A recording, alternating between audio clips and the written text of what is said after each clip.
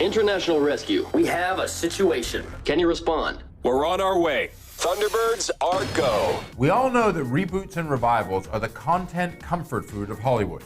But often a reheated project or series lacks, how shall I say, the flavor, if not the nutritional value of its original, many of which were fast food themselves to begin with. That's so not the case with Amazon's Thunderbirds are go.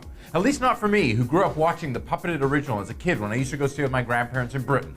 Thunderbirds are go is proof that nostalgia doesn't have to be a dirty word. This is International Rescue. Is everybody all right? Debuting on April 22nd on the streaming service with 13 episodes, the latest iteration of Gary and Sylvia Anderson's classic 1960s sci-fi series has lost none of its earnestness or entertainment value, even though the effects are far better and there are no puppet strings to giggle over.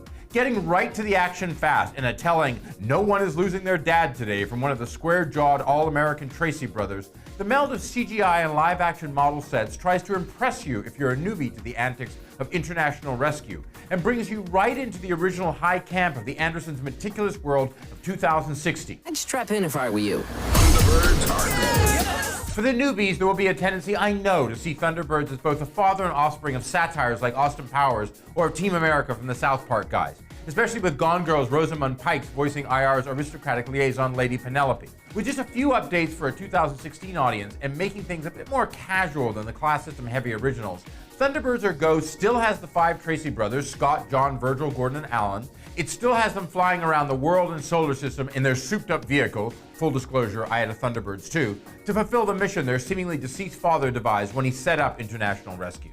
With daddy issues galore, with the fate of patriarch Jeff Tracy unknown to his sons, there's also the bespectacled brain, security chief KO, and grandma on deck too at the group's hideaway island in the South Pacific. Look, either you go with all that or you don't. And yes, there's great kitsch value when villain the Hood shows up as either a thinner Dr. Evil or a bad and fully limbed Professor X, threatening to destroy the Pacific Rim unless his list of demands, as one character says, right out of a bad movie, are met. But that is and has always been the fun of Thunderbirds, for both adults and kids, both back in its original run and now. Thunderbirds was always, like that other supposed kids show, The Simpsons, a nudge and a wink across the generations.